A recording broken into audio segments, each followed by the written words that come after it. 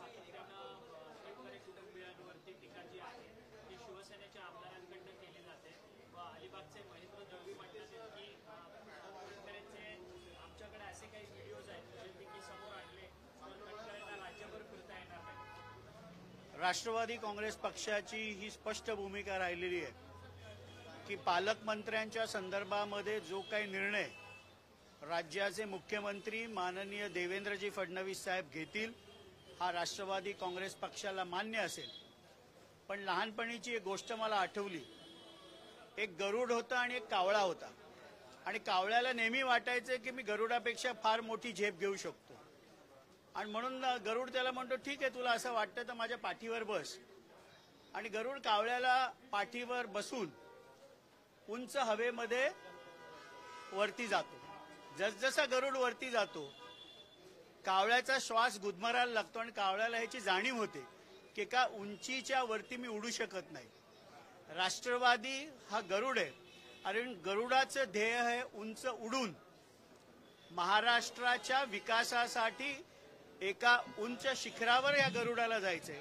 त्यामुळे पालकमंत्र्याचा रायगड बाबतचा विषय हा आमच्यासाठी कुठलाही टीका टिप्पणी करणार आम्ही याच्या पुढे नाही।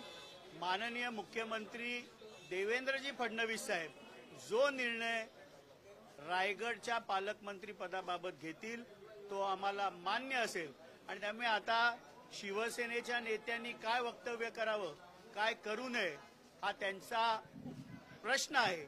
पण राष्ट्रवादी काँग्रेस पक्ष गरुड झेप घेते, एका महाराष्ट्राच्या विकासाच्या उंच शिखरावर आम्हाला जायचंय। त्यामुळे पालकमंत्रीपद हा विषय राष्ट्रवादी काँग्रेस पक्षासाठी आता आम्ही संपवलेला। परंतु सातत्याने तुमच्या नेत्यांवरची खालच्या स्तरावरची टीका केली जाते। तुम्ही एकीकडे म्हणता की आम्ही या टीकेला उत्तर देणार नाही, काल परवापर्यंत आपणच या सगळ्या टीकेंना उत्तर देतो।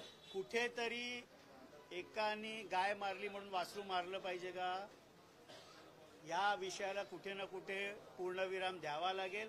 महाराष्ट्राला विकासाच्या मार्गावर गती देत असताना राष्ट्रवादी काँग्रेस पक्षाचं हे ध्येय आहे की महाराष्ट्रामध्ये अनेक महत्त्वाचे प्रश्न आहेत आणि पालकमंत्री पदाला एका मर्यादेपर्यंत आम्ही आमची भूमिका माननीय मुख्यमंत्र्यांकडे मांडलेली आहे।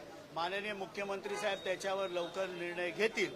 पण यापुढे रायगडच्या पालकमंत्री पदावरनं राष्ट्रवादी पक्षाकडनं कुठल्याही प्रकारचं आम्ही माध्यमांसमोर वक्तव्य करू इच्छित नाही।